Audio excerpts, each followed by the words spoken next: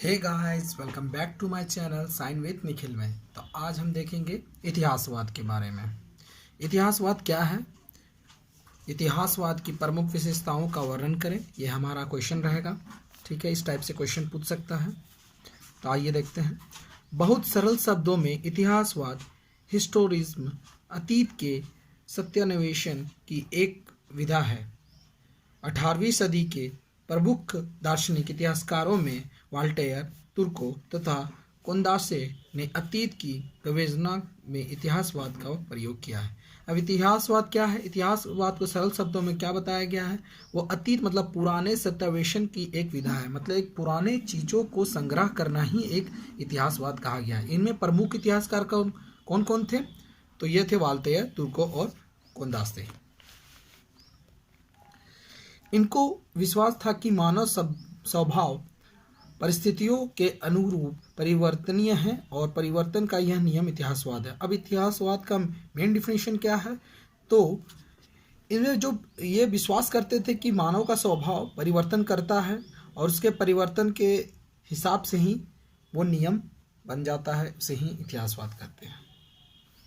वही परिवर्तन का नियम ही वो इतिहासवाद कहलाता है। इससे निष्कर्ष निकलता है कि विकास या प्रगति एक तथ्य है। मतलब कहा गया है कि यह निष्कर्ष निकाल सकते हैं कि विकास या प्रगति है वही एक तथ्य है। इसमें यह तथ्य ही है जो पहले था, और जो तथ्य वो पहले ही था। मतलब जो हमें पहले से जो घटना घटित हो चुकी थी उसे एक तथ्य के रूप में देखते हैं। अब वह अब नहीं है, और जो अब है वह भविष्य में नहीं है, और जो अभी है वो भविष्य में नहीं था, और जो भविष्य में था वो अभी नहीं है। ठीक है। आज के वैज्ञानिक युग के पीछे एक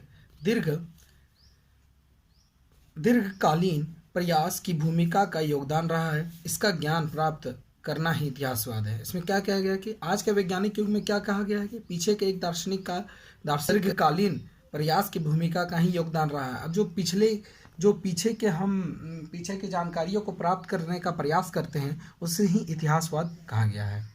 वास्तव में इतिहासवाद का अभिप्राय राजनीतिक, सामाजिक, आर्थिक व वैचारिक एवं आचार शास्त्र से संबंधित अध्ययन होता है। अब इतिहासवाद का संबंध किससे होता है? राजनीतिक से होता है, सामाजिक से होता है, आर्थिक से होता है, वैचारिक एवं आचार शास्त्र से होता है। इन परिवर्तनों का अध्ययन संक्षेपवाद है। ठीक है। अब हम इतिहासवाद की कुछ विशेषताओं के बारे में देखेंगे। तो आइए देखते हैं। भविष्य के पूर्ण अनुमान में सहायक। अब इसमें कहा गया है कि भविष्य के हम लोग पहले से ही कुछ पूर्ण अनुमान लगा के ही इतिहासवाद को देख सकते हैं। अब देखिए कैसे।